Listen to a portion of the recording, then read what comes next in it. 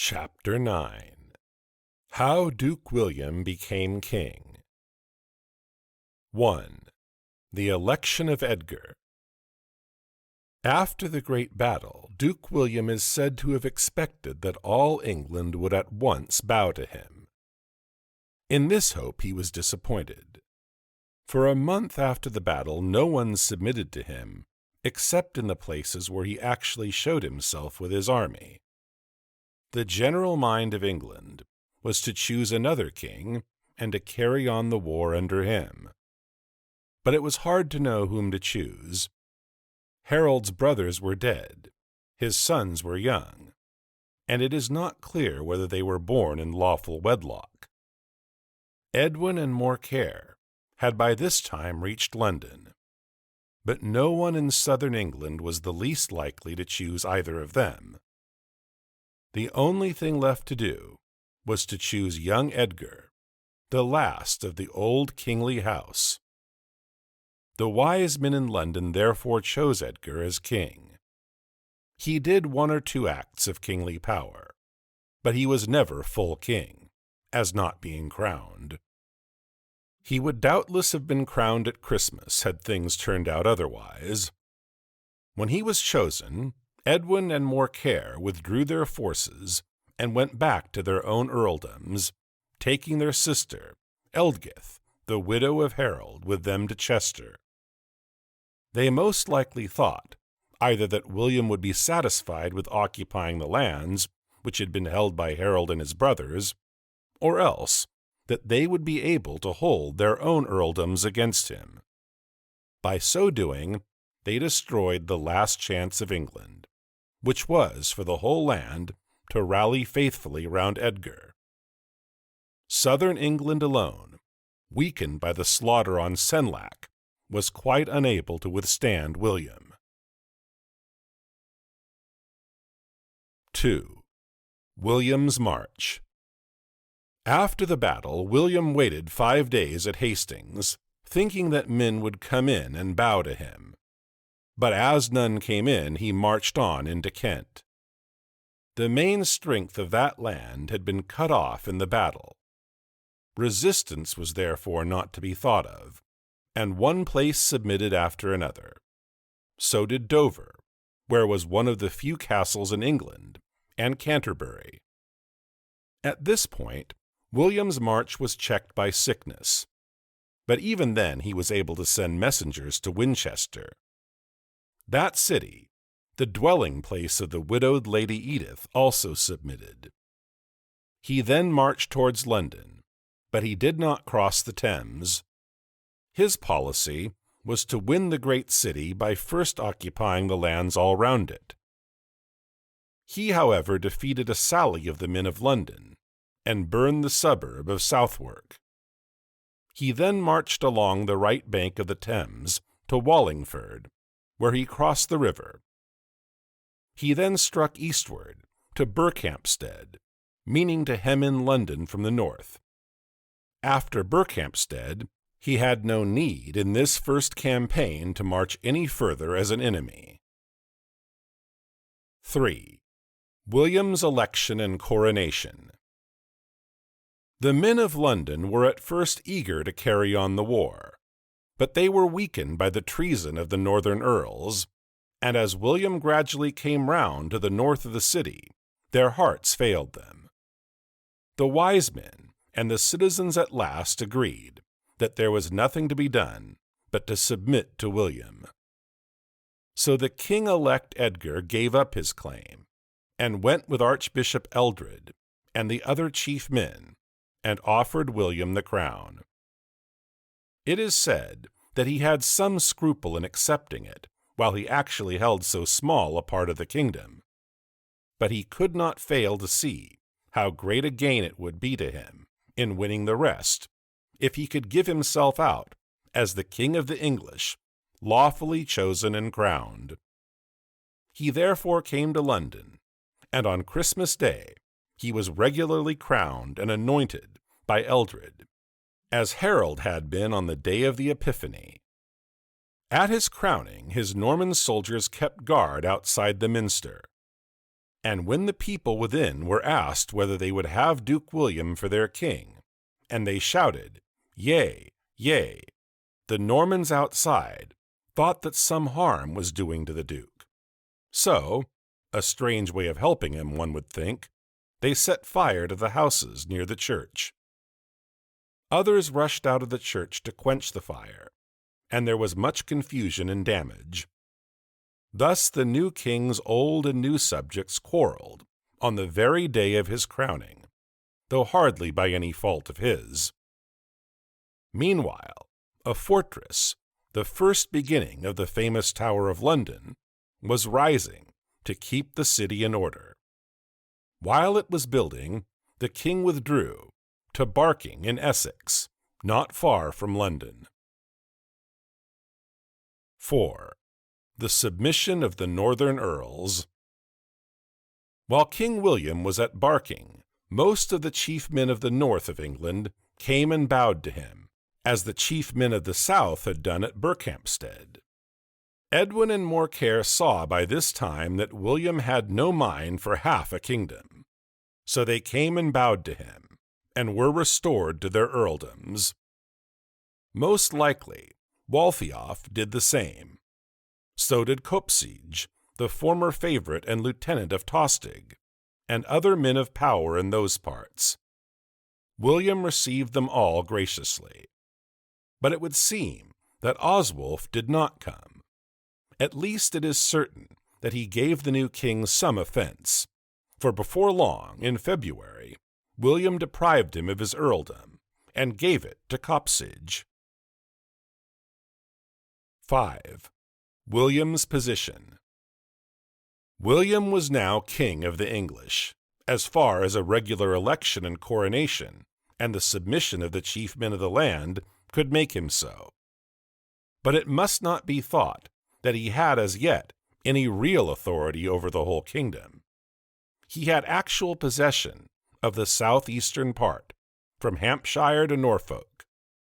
Of the chief cities, he held London, Winchester, Canterbury, Norwich, and most likely Oxford.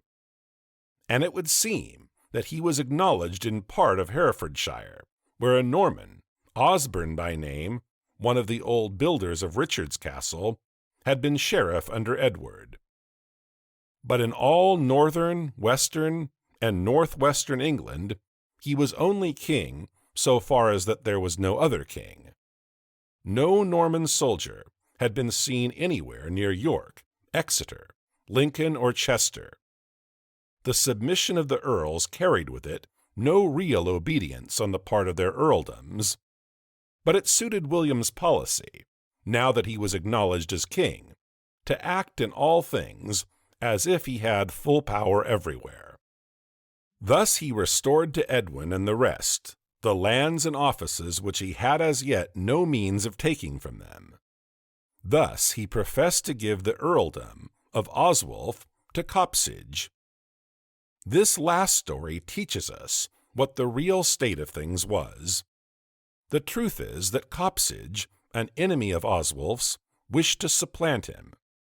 It suited his ends to be able to use William's name, and it suited William to give him authority to do so. But William was not able to give Copsige any real power in Northumberland. Very soon after he had gone thither as the earl appointed by the new king, he was killed by the partisans of Oswulf, who kept the earldom till later in the year he was himself killed by a robber. 6. William's confiscations and grants of land. In William's reading of the law, he had himself been, ever since Edward's death, not indeed full king, which he could not be till he was crowned and anointed, but the only person who had a right to become king. Those who had hindered him from taking his crown peaceably, those above all who had fought against him at Senlac, were rebels and traitors. Harold, he held, was no king, but only a usurper. In the legal language of William's reign, he is never called king, but only earl, and all his acts as king are looked on as of no strength. In short, in William's view, as no Englishman had fought for him, as many Englishmen had fought against him, the whole land of the kingdom, except of course church land, was forfeited to the crown. He might, if he chose, take it all, and either keep it himself or grant it to whom he would. But in the greater part of England he could not as yet do this, and he was too wise to try to do it anywhere all at once. Much land in England, that which was called folkland, was in the beginning the common land of the nation. This had been for a long time coming, more and more to be looked on as the land of the king. And now that the king was a foreign conqueror, the change was fully carried out, and the folkland passed to the new king as his own. So did the great estates of Harold, and the rest of the house of Godwine, and of others who had died on Senlac. All this King William took to himself, to keep as the demesne of the crown, or to reward his Norman followers as he would. As for the lands of men who submitted quietly, he seems at first to have commonly granted them back again. For this he often took a payment. We read of the English generally buying back their lands, and also of particular cases where this was done. But it was the universal rule that no man, Norman or English, had any right to lands, whether he had held them before or not, unless he could prove a grant from King William, which was best proved by having the king's writ and seal to show.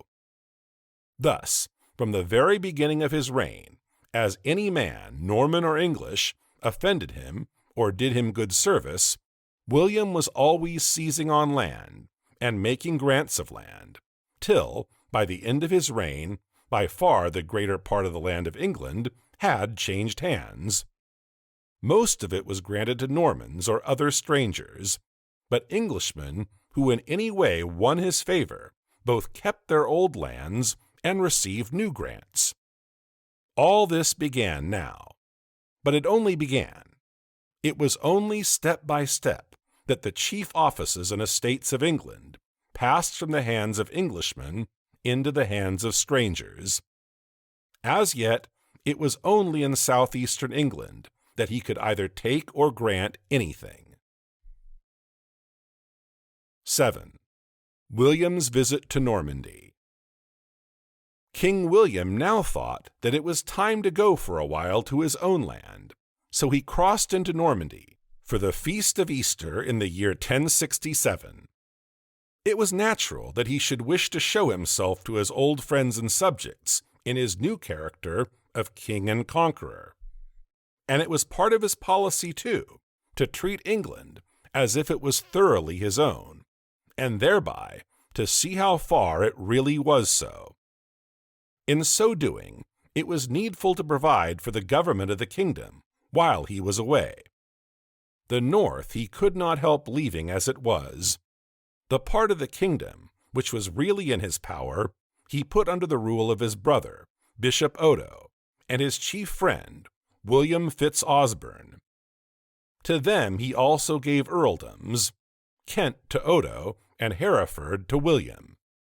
But neither then nor afterwards did he set earls in the old fashion over the whole land. He set them only on the coasts or borders which were likely to be attacked. Thus the Earl of Hereford had to keep the land against the Welsh, and the Earl of Kent to keep it against any attacks from the mainland. Then the king called on all the chief men of England to go in his train to Normandy. He took with him Edgar, the king of a moment, Archbishop Stigand, the Earls Edwin, Morkere, and Waltheof, and other men of power in the land. They all went as his honored guests and friends, though they were in truth rather to be called hostages and prisoners. He then passed through many parts of Normandy, and gave gifts to many churches. He stayed there till December. By that time, events had happened which called him back to England.